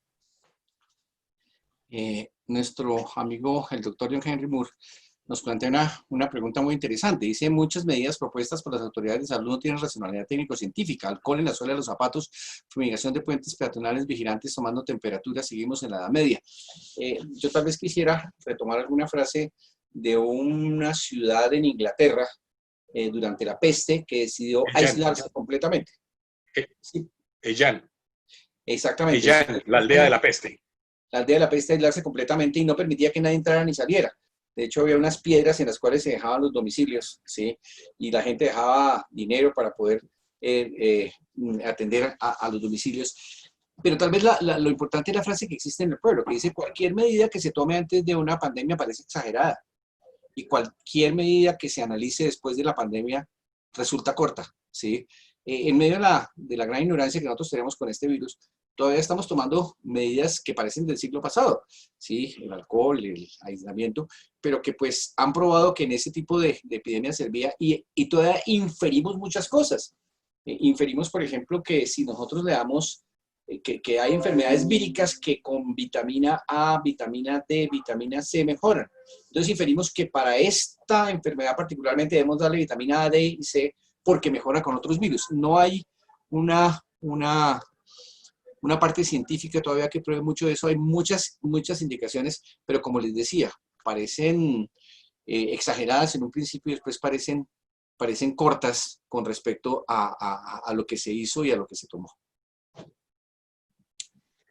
como una nota ahí al margen de esto, Arturo, la semana pasada revisábamos con Arturo un artículo sobre 5 cosas que se sabían en la pandemia del coronavirus.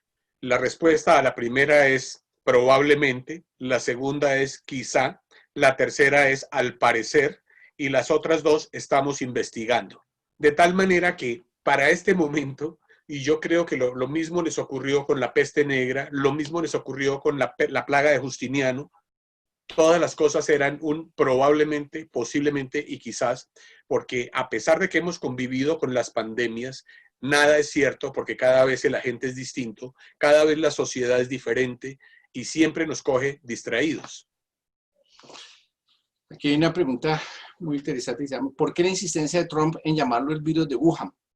Hay un artículo que les recomiendo que se llama ¿Cómo se le ponen los nombres a los virus y cómo se le ponen los nombres a las pandemias? Me imagino que habrá unos de cómo se le ponen los nombres a los huracanes.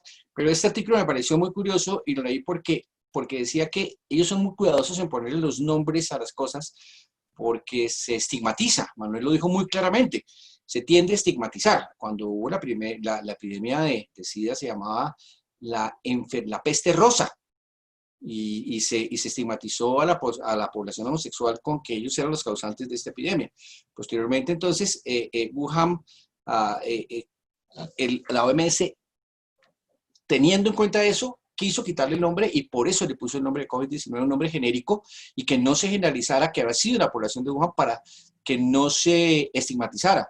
El virus del ébola es otra parte geográfica existente en el África, es un virus H1, pero no tiene nada que ver con eso, sino que se originó cerca de esa parte.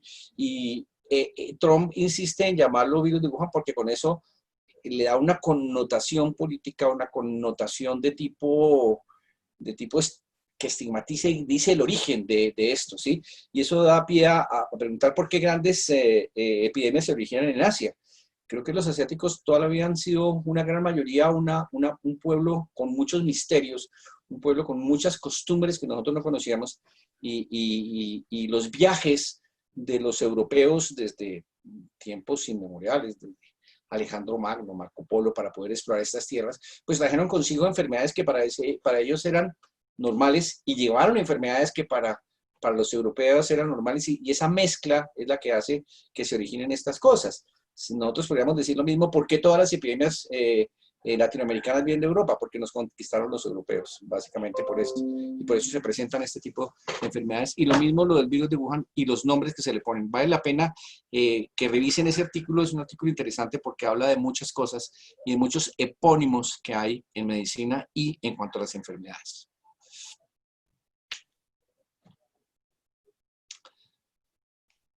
¿Cómo evitar futuras pandemias con la globalización, Manuel?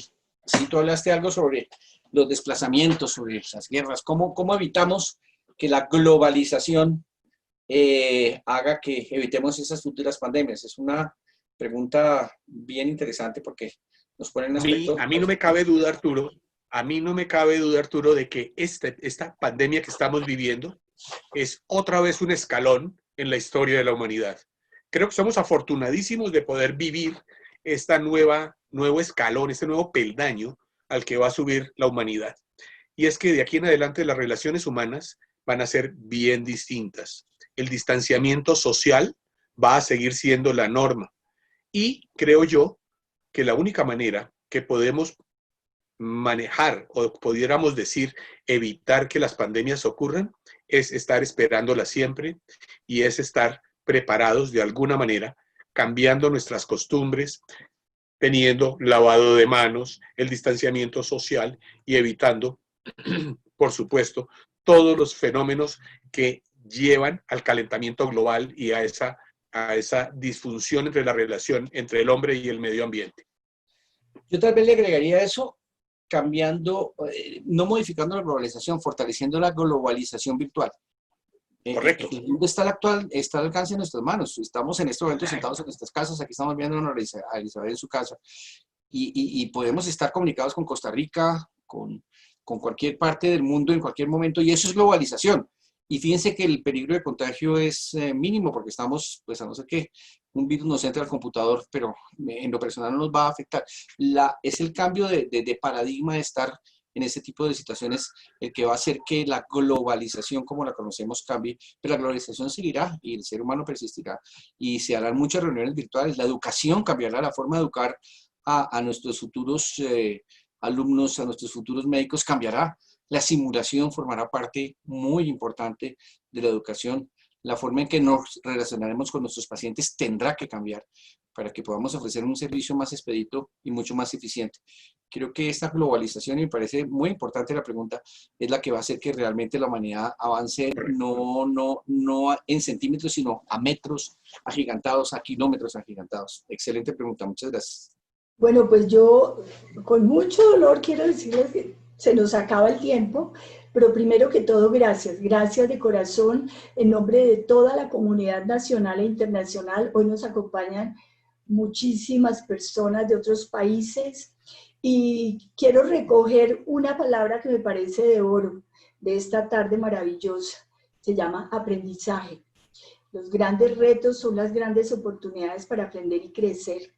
Yo fui formada y trabajé mucho tiempo en el sector salud, hacía también microscopía electrónica y cuando por primera vez me encontré con la visualización del virus, que hoy se sabe que produce el cáncer de cuello uterino, algunos de ellos, yo decía, ¿y este virus qué hace acá? Pero esa capacidad de observación, esa posibilidad de aprender, de explorar, de buscar, de curiosear, de entender las cosas, que se llama ciencia, ese conocimiento que nos lleva a un desarrollo tecnológico que transforma la calidad de vida de la gente, yo creo que tiene en este momento, como decía también Arturo, el lugar que debe merecer, que merece en la humanidad. Y que ha sido olvidado no solo en nuestro país, sino en muchos otros. El desarrollo científico y tecnológico es un eje, pero también la conciencia ciudadana sobre la trascendencia de la salud. Nos hemos dejado llevar mucho por una tendencia economicista, utilitarista, y no reconocemos que el gran tesoro es nuestro cuerpo, y por supuesto un cuerpo en estado excelente, con las condiciones de salud adecuadas. Esa reflexión sobre la salud, que esta pandemia nos ha mostrado también una radiografía de las debilidades de los sistemas de salud, porque al final, como decían los doctores, no es tanto la mortalidad del virus, sino que se colapsa el sistema de salud y no puede atender a los pacientes que llegan.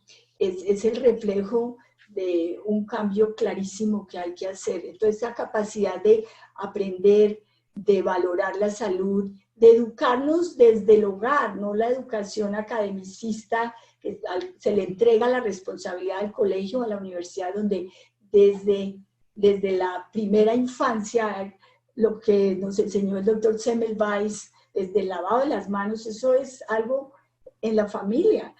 Son esas reflexiones que nos permiten, como decía Manuel, superar, llevar a un mejor nivel esta calidad de vida. Las inconsistencias e incoherencias ambientales, el desequilibrio social tan impresionante, y Manuel nos mostró una foto muy fuerte, muy compleja, que nos lleva también a las pandemias. Son como los grandes campanazos de la evolución de la humanidad, con seres microscópicos, silenciosos, poderosos, que pueden transformar nuestras vidas.